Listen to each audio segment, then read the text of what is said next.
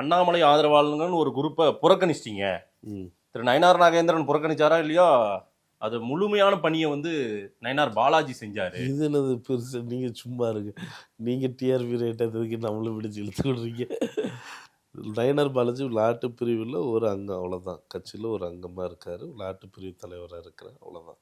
இந்த விளையாட்டு பிரிவுக்குள்ளே வேண்டிய நிர்வாகியில் எல்லார்கிட்டையுமே வந்து பார்த்திங்கன்னா கலந்து ஆலோசனை செய்துட்டு தான் போட்டிருக்கு.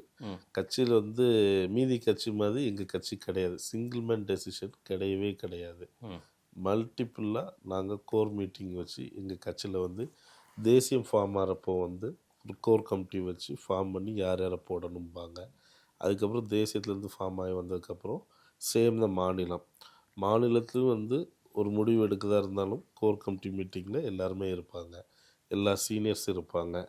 சீனியர்ஸ் எல்லாருமே உட்கார்ந்து டெசிஷன் எடுத்து இதை இவரை போட்டால் நல்லாயிருக்கும். ஒருத்தருக்கும் ஒரு சாய்ஸ் இருக்கும், ஒருத்தருக்கும் ஒரு அனுபவம் இருக்கும். இந்த நபர் எப்படி இருப்பாங்க, இந்த நபர் இந்த பொசிஷனுக்கு ஓகேவா அப்படிங்கிறது எல்லாமே பார்த்து உட்கார்ந்து முடிவு பண்ணி போட்ட நபர்கள் தான் எல்லாமே இருக்காங்க. நானும் அதன் அடிப்படையில் தனிநபரை தேர்ந்தெடுத்து வரலை.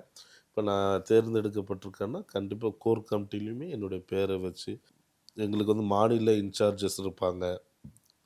எல்லாருமே முடிவெடுத்து நடக்கக்கூடிய விஷயங்கள் தான் இருக்குது. நீங்கள் ஒன்றில் நேற்றுக்கு நடந்த இதில் கூட ஸ்டேஜில் கூட பார்த்தா தெரியும். எல்லாருமே சீனியர்ஸ் உட்காந்துருப்பாங்க, எல்லாருமே சீனியர்ஸ் பேசுவாங்க. எங்கேயுமே வந்து யாரும் அவாய்ட் பண்ணி இந்த கட்சி எப்போதும் ஒரு காலத்துலையும் போகாது.